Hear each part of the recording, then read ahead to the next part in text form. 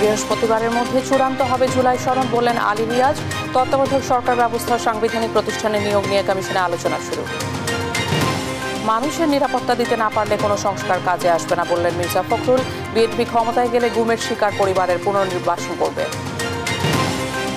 বিমান দুর্ঘটনায় আহত 3 জনের অবস্থা এখনো আশঙ্কাজনক। কাউন্সেলিংয়ের জন্য শিক্ষার্থীদের মাইলস্টোনে নিয়ে আসছেন অভিভাবকরা।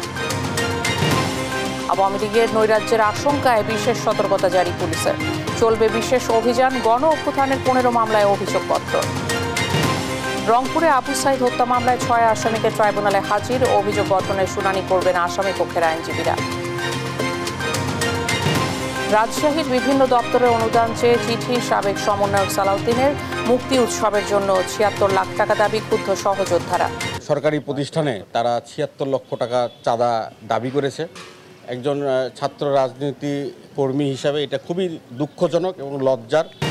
এবং নিউ ইয়র্কে অস্ত্রধারীর গুলিতে বাংলাদেশি বংশোদ্ভূত পুলিশ সহ নিহত 4। কমিউনিটিতে শোক। নেভাদায় ঝরল আরও 3 প্রাণ। দেখছিলেন শিরোনাম সংবাদ। দুপুরের সঙ্গে আছি আমি ইশিকা আজিজ। আগামী বৃহস্পতিবারের মধ্যে জুলাই সনদ চূড়ান্ত করতে চায় জাতীয় ঐকমত্য কমিশন। মঙ্গলবার জাতীয় ঐকমত্য কমিশনের বৈঠকের শুরুতে কথা বলেছেন কমিশনের সহ সভাপতি অধ্যাপক আলী রিয়াজ। তিনি বলেন, আগামী 31 জুলাইয়ের মধ্যে যেসব বিষয়ে একমত হবে সেগুলোর চূড়ান্ত রূপ দিতে হবে। ডক্টর আলী রিয়াজ বলেন, জুলাই সনদ খসড়া দেয়া হয়েছে। 2-1 দিনের মধ্যে প্রাথমিক পর্যায়ের ঐকমত্যের খসড়া রাজনৈতিক দলগুলোর কাছে পৌঁছে যাবে।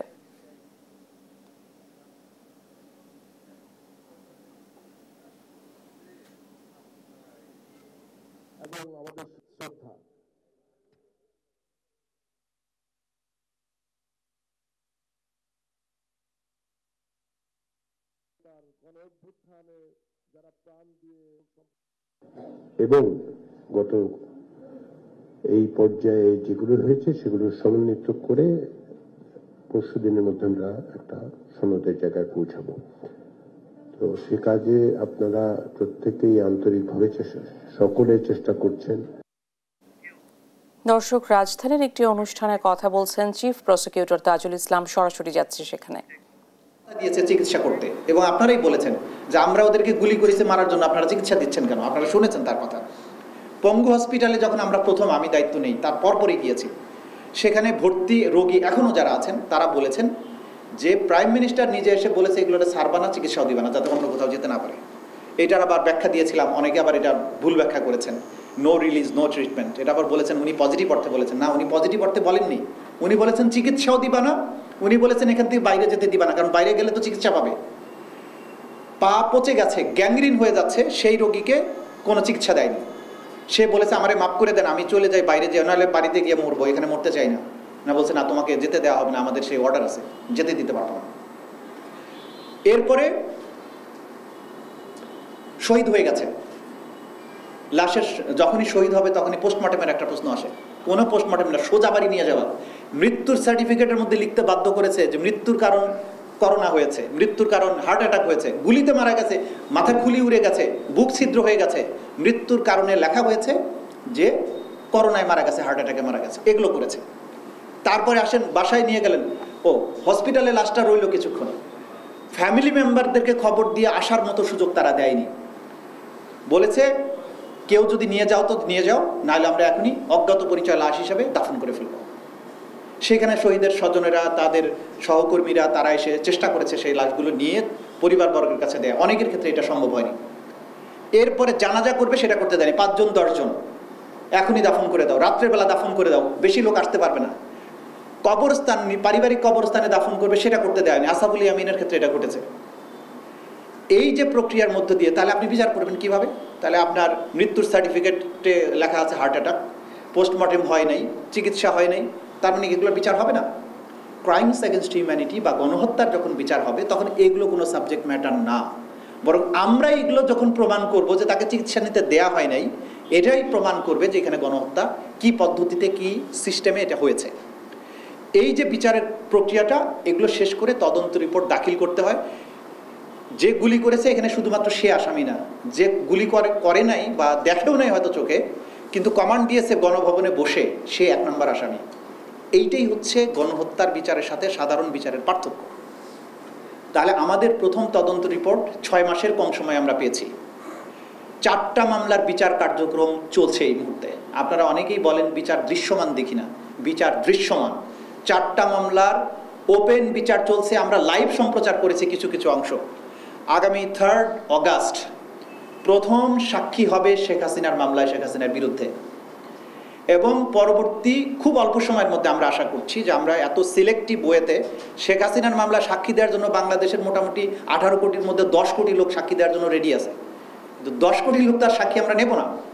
আমরা সবচাইতে এই অপরাধ প্রমাণের জন্য যেসব সাক্ষীর দরকার তাদেরকেই সিলেক্ট করেছি এবং সেখান থেকে যারা বেস্ট উইটনেস তাদেরকে দিয়েই আমরা মামলাটা প্রমাণ করব। মানুষের নিরাপত্তা দিতে না পারলে কোনো সংস্কারই কাজে আসবে না বলে মন্তব্য করেছেন বিএনপি মহাসচিব মির্জা ফখরুল ইসলাম আলমগীর। মঙ্গলবার সকালে আমরা বিএনপি পরিবার ও মায়ের ডাক সংগঠনের যৌথ আলোচনা সভায় এসব কথা বলেন তিনি। বলেন, সবাই মিলে শিশুদের জন্য বাসযোগ্য আবাসভূমি তৈরি করতে হবে। গুম কমিশনের আশানুরূপ অগ্রগতি হয়নি উল্লেখ করে বিএনপি মহাসচিব বলেন, আগামী নির্বাচনে বিএনপি ক্ষমতায় আসলে গুমের শিকার পরিবারের সদস্যদের পুনর্বাসনের ব্যবস্থা নেওয়া হবে।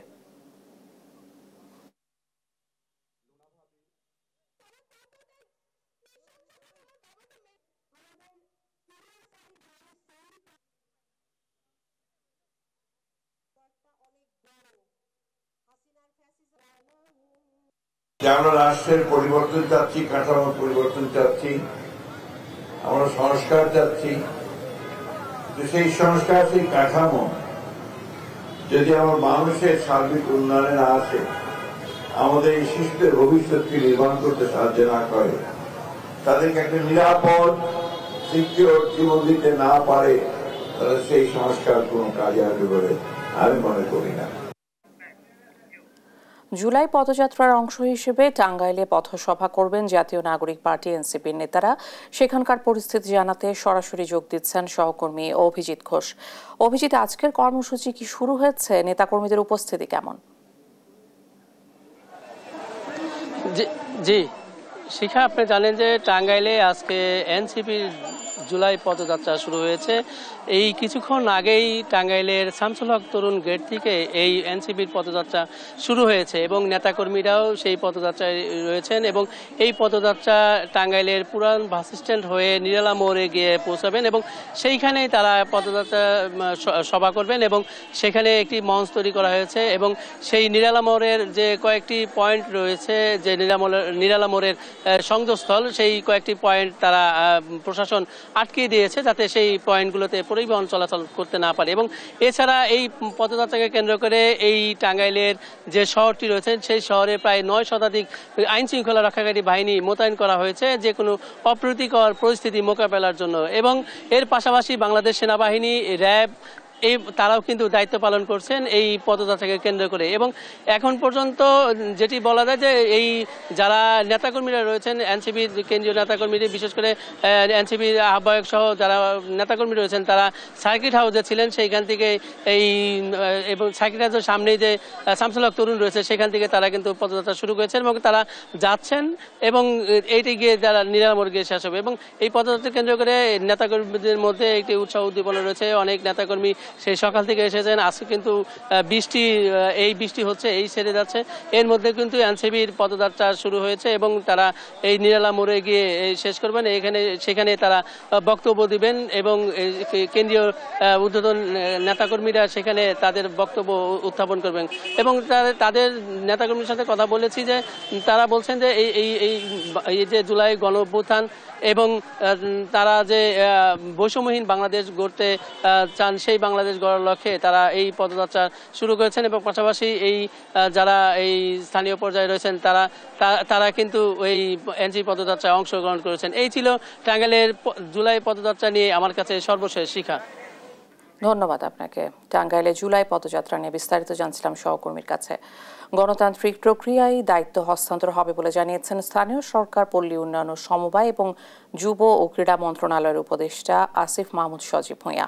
সোমবার রাতে নিজের ভেরিফাইড ফেসবুক আইডিতে এক পোস্টে তিনি এই কথা বলেন। আসিফ মাহমুদ লেখেন, একমাত্র গণতান্ত্রিক প্রক্রিয়ায় দায়িত্ব হস্তান্তর হবে, ক্ষমতায় যেই আসুক অন্য কোনো উপায়ে ক্ষমতা দখলের ফন্দি ফিকির 5 অগস্টের মতোই প্রতিরোধের মুখে পড়বে।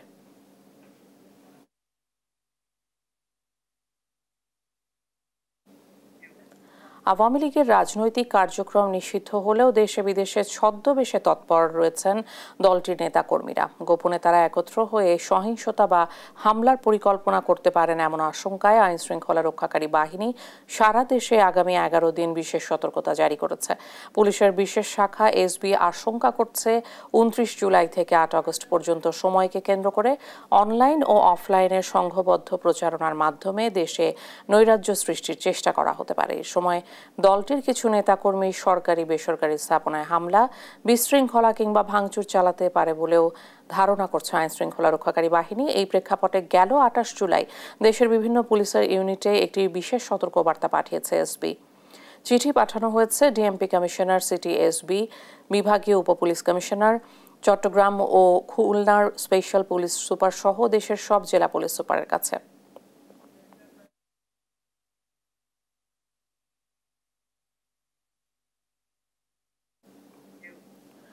জুলাই গণ অভ্যুত্থানের প্রথম শহীদ আবু সাইদ হত্যা মামলায় 30 আসামির বিরুদ্ধে প্রসিকিউশনের অভিযোগ গঠনের শুনানি শেষ হয়েছে। আজ শুনানি করছেন আসামি পক্ষের আইনজীবীরা।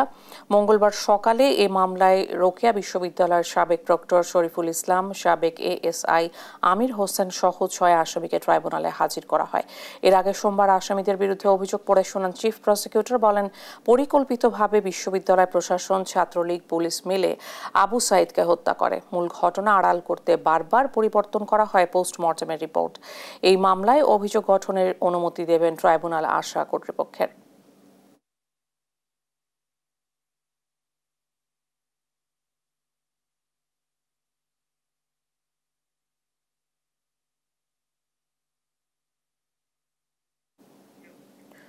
দর্শক, আন্তর্জাতিক অপরাধ ট্রাইব্যুনালে রয়েছেন সহকর্মী সাবরিনা মজুমদার। সাবরিনা, আসামি পক্ষের আইনজীবীদের শুনানি শুরু হয়েছে কিনা?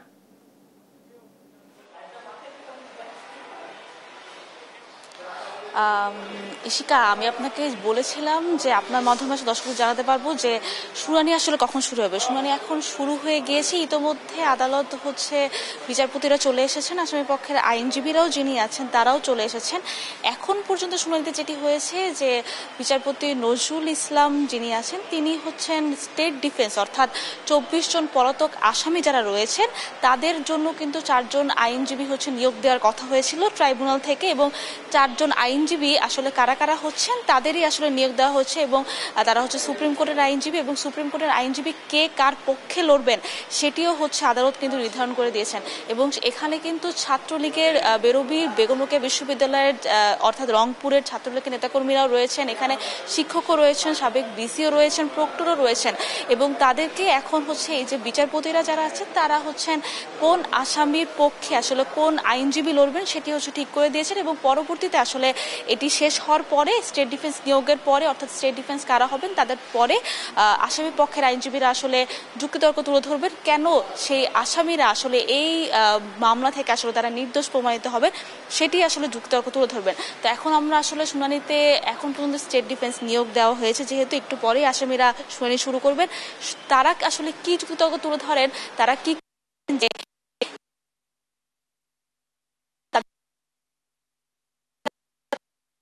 দেখার বিষয়। একটু পরে আমরা যখন শুনানি শেষ হবে তখন আসলে আমরা জানাতে পারবো যে তারা আসলে কি কি যুক্তিতর্ক, অর্থাৎ কে কিভাবে খালাসের আবেদন করেন, কিভাবে অব্যাহতির আবেদন চেয়ে, এবং অব্যাহতির আবেদনে তারা কি লিখে আসলে অব্যাহতি চান। তো এখন পর্যন্ত শুনানি যেহেতু শেষ হয়নি, সেহেতু আমি আসলে শুনানি শেষ হওয়ার পর আসলে আপনাকে পরবর্তী লাইভে এসে জানাতে পারবো যে কি কি বলা হয়েছে। তো এই ছিল সর্বশেষ খবর আন্তর্জাতিক অপরাধ ট্রাইব্যুনাল থেকে। ইশিকা। সাবরিনা, অনেক ধন্যবাদ আপনাকে। আন্তর্জাতিক অপরাধ ট্রাইব্যুনাল থেকে বিস্তারিত জানাচ্ছিলেন সহকর্মী। মাইলস্টোন স্কুল অ্যান্ড কলেজে যুদ্ধ বিমান বিধ্বস্তের ঘটনায় স্বাস্থ্য মন্ত্রণালয়ের হিসেব অনুযায়ী এখন পর্যন্ত মৃত্যু হয়েছে ৩৪ জনের। জাতীয় বার্ন ইনস্টিটিউটে এই মৃত্যু হয়েছে ১৮ জনের। আইসিইউতে থাকা ৩ জনের অবস্থা এখনও আশঙ্কাজনক। ৯ জন আছে সিভিয়ার ক্যাটাগরিতে, বাকিরা বিভিন্ন ওয়ার্ডে ভর্তি আছেন। এদিকে সিঙ্গাপুর, চীন ও ভারতের বিশেষজ্ঞরা দেশ ছাড়লেও তাদের পরামর্শেই চিকিৎসা কার্যক্রম চলছে বলে ইনস্টিটিউটের পক্ষ থেকে জানানো হয়েছে। সপ্তাহে বেশ কয়েকজনকে হাসপাতাল থেকে ছাড়পত্র দেওয়া হতে পারে বলেও জানানো হয়।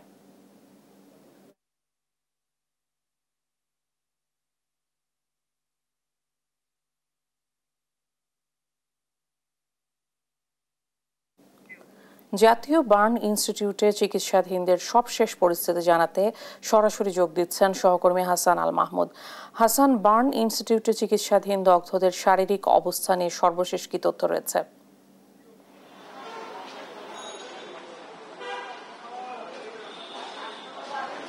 ইশিকা, আপনাকে ধন্যবাদ। আমরা এখানে এখন পর্যন্ত সকাল থেকে অপেক্ষা করছি, যদিও বার্ন ইনস্টিটিউটের পক্ষ থেকে এখন পর্যন্ত তেমন কোনো তথ্য জানানো হয়। তবে সবশেষ আমরা যে তথ্যটুকু জানতে পেরেছি যে ৩৩ জন এখানে চিকিৎসাধীন রয়েছে। এর মধ্যে ৩ জনকে আইসিইউতে রাখা হয়েছে যারা বেশি সংকটাপন্ন। তাদের ব্যাপারে কিন্তু চিকিৎসকদের বড় কনসার্ন, এবং বাকি আরও ৩ জন রয়েছেন যারা কিছুটা আরও সংকটাপন্ন। তাদেরকে আইসিইউতে না, আইসিইউ এর বাইরে রেখে চিকিৎসা দেওয়া হচ্ছে, এবং বাকি যে আরও যে কয়েকজন থাকে ২৭ জন এখানে প্রত্যেকেই কিন্তু সাধারণ বেডে এবং ক্যাবিনে রেখে চিকিৎসা দেওয়া হচ্ছে।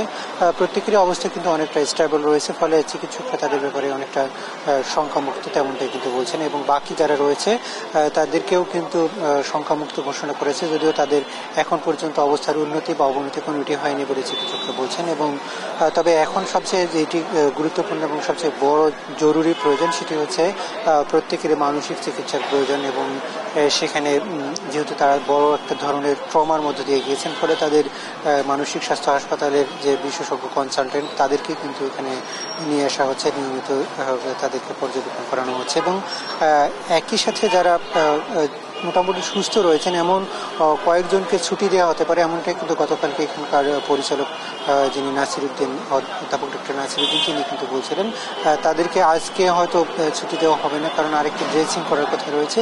এই ড্রেসিং শেষে আগামীকালকে হয়তো তাদেরকে ছুটি দেওয়া হতে পারে, এমনটাই কিন্তু তারা বলছেন। এবং এর বাইরে আমরা যতটুকু জানি যে সম্মিলিত সামরিক হাসপাতাল যেটি সিএমএসি, সেখানেও কিন্তু ১১ জনের চিকিৎসাধীন রয়েছেন, এবং বাকি ১ জন কিন্তু জাতীয় মানসিক স্বাস্থ্য ইনস্টিটিউট যেটি আগারগাঁও শ্যামলীতে, সেখানে কিন্তু তাকে চিকিৎসা দেওয়া হচ্ছে বলে আমরা জানতে পেরেছি। একই সাথে আমরা এখানকার যে ৩টি দেশের বিশেষজ্ঞ চিকিৎসকরা এসেছিলেন, সিঙ্গাপুর, চীন এবং ভারতের বিশেষজ্ঞরা, তারাও কিন্তু এখন পর্যন্ত এখান থেকে চলে গিয়েছেন। তবে তাদের সাথে নিয়মিত যোগাযোগ করছেন এখানকার বিশেষজ্ঞরা, এবং তাদের পরামর্শ অনুযায়ী কিন্তু চিকিৎসা চলছে। এবং এই ধরনের কোনো ধরনের ঘাটতি যাতে না হয় সে ব্যাপারে চিকিৎসকরা সর্বোচ্চ চেষ্টা করছেন।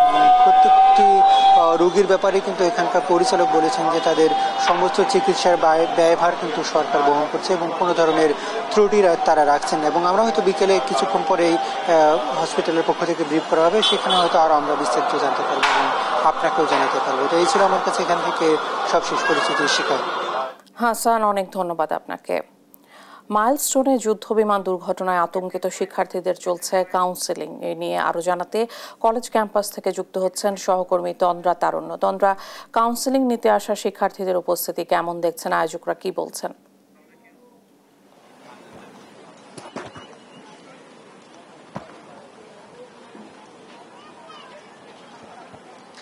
ইশিকা, মাইলস্টোনের স্কুল অ্যান্ড কলেজের এখানকার যে দুর্ঘটনাটি ঘটেছিল এবং এরপর থেকে কিন্তু এখন পর্যন্ত এই ক্যাম্পাসে কিন্তু সম্পূর্ণভাবে বন্ধ রয়েছে। এবং এখানকার যতটুকু জানা গেছে যে এখানে কিন্তু ২ আগস্ট পর্যন্ত পুরো ক্যাম্পাসে কিন্তু এখন পর্যন্ত বন্ধ রয়েছে এবং বন্ধ থাকবে।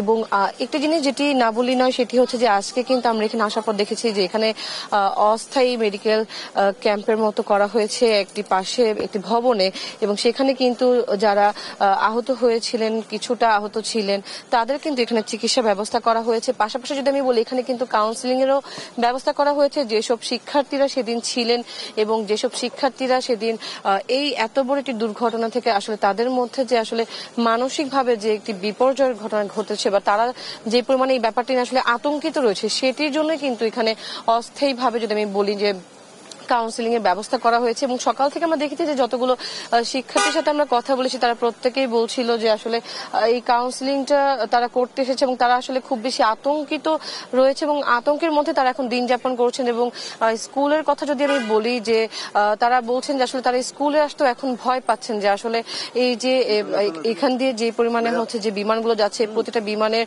আসলে যে শব্দ সেই শব্দে আসলে তারা আতঙ্কিত হয়ে উঠছেন। তাদের কাছে মনে হচ্ছে যে হয়তো আবারও এমন কোনো কিছু আবারও ঘটতে পারে বা বারংবার এমন কিছু হতে পারে। এবং পাশাপাশি ক্লাস 5-এর আমি দুটি শিক্ষার্থীর কথা যদি বলি তাদেরকেও আজকে আমরা পেয়েছিলাম এখানে এবং তারা যেটি বলছিল যে আসলে এখন পর্যন্ত তারা এই ব্যাপারটা নিয়ে আসলে স্বাভাবিক হতে পারেনি। তাদের অনেক বন্ধু বান্ধব তারা হচ্ছে এখন হাসপাতালে ভর্তি রয়েছে এবং তারা এই ব্যাপারটা নিয়ে আসলে তারা নিজেরাও খুব বেশি আতঙ্কিত। তারা বলছেন যে তারা যদি কালকে সেদিন যদি ঘটনার দিন যদি তারা তখন বিভিন্ন জায়গায় তারা একজন ছিলেন যিনি ডিটেনশনে ছিলেন, আরেকজন ছিলেন যিনি হচ্ছে খাবার খেয়ে হাত ধুতে গিয়েছিলেন, যদি তারা না যেতেন সেক্ষেত্রে হয়তো তারাও আজকে এই দুর্ঘটনার শিকার হতেন এমনটি তারা বলছেন। এবং এই কারণে কিন্তু এখানে কাউন্সিলিং এর ব্যবস্থা করা হয়েছে এবং এখানে তাদের সাথে তাদের অভিভাবকরাও এসেছেন এবং তারাও কিন্তু সম্মতি জানিয়েছে এবং তারা বলছেন যে আসলে এই কাউন্সিলিং এর ব্যবস্থাটা করে অনেক বেশি তাদের সন্তানদের জন্য আসলে ভালো হয়েছে এবং তারা এই জিনিসটার ব্যাপারে যেটি বলছেন যে আসলে শুধু কাউন্সিলিং নয় এরপরও যদি তাদের যদি আরো কোনো কিছু তাদের জন্য করা যেত যেটার জন্য তারা হয়তো বা মানসিকভাবে ব্যাপারটি থেকে আরো ভালোভাবে বের হয়ে আসতে পারতো সেটিও আসলে যেন সরকার করে এমনটা কিন্তু তাদের প্রত্যাশা। তো এই ছিল আমার কাছে মাইলস্টোন স্কুল অ্যান্ড কলেজ থেকে সর্বশেষ। কুমিল্লার বুড়িচং উপজেলার রামপুর এলাকার সাত্তার ভিলার একটি ফ্ল্যাট থেকে মা জাহেদা আক্তার ও মেয়ে মিশুর মরদেহ উদ্ধার করেছে পুলিশ। মঙ্গলবার সকালে তাদের মরদেহ ভবনটির 3য় তলার একটি কক্ষ থেকে উদ্ধার করা হয়। প্রতিবেশীরা জানান ঘটনার পর গৃহকর্তা রাজমিস্ত্রি মীর হোসেন ছাদ থেকে লাফ দিয়ে পালিয়ে যান। পুলিশ মরদেহ উদ্ধার করে ময়নাতদন্তের জন্য মর্গে পাঠিয়েছে। মৃত্যুর প্রকৃত কারণ এখনো জানা যায়নি। বাড়ির মালিক জানান জাহেদার সহকর্মী ফোনে মৃত্যুর খবর জানালে তিনি গিয়ে দেখেন ঘরে মা ও মেয়ের মরদেহ পড়ে আছে এবং মীর হোসেন পালিয়ে গেছেন। পুলিশ ও এলাকাবাসী জানায় ঘর থেকে বিষক্রিয়ার আলামত পাওয়া গেছে। মরদেহ পাওয়ার পর আমরা ওইখানে রিপোর্ট প্রস্তুত করি। এখন ওইখান থেকে আমরা একটা কীটনাশকের বোতল উদ্ধার করি এবং মা এবং মেয়ে দুজনের মুখে থেকে বিভিন্ন লালা বা ফেনা জাতীয় বা বিষক্রিয়া জাতীয় এরকম আমরা দেখতে পাই। টঙ্গীর বিসিক এলাকায় ড্রেনে পড়ে নিখোঁজ ফারিয়া তাসনিম জ্যোতির মরদেহ উদ্ধার হয়েছে 36 ঘন্টা পর। মঙ্গলবার সকাল 9টার দিকে গাজীপুরের একটি বিলে কচুরিপানার নিচ থেকে তার মরদেহ উদ্ধার করে ফায়ার সার্ভিস। রোববার সন্ধ্যার দিকে বৃষ্টির সময় রাস্তা পারাপারের সময় স্ল্যাববিহীন একটি ড্রেনে পড়ে যায় ওই নারী। পানির তীব্র স্রোতে দ্রুত তলিয়ে যায়। ঘটনার পরপরই টঙ্গী ফায়ার সার্ভিসের একটি দল উদ্ধার অভিযানে নামে। পরদিন ঢাকা থেকে ডুবুরি দলও যুক্ত হয়। টঙ্গী বিসিক এলাকার ম্যানহোল থেকে শুরু করে পাশের খাল ও ড্রেনে তল্লাশি চালায় তারা। এদিকে অরক্ষিত ড্রেন ও জলাবদ্ধতা নিয়ে ক্ষোভ জানান স্থানীয়রা।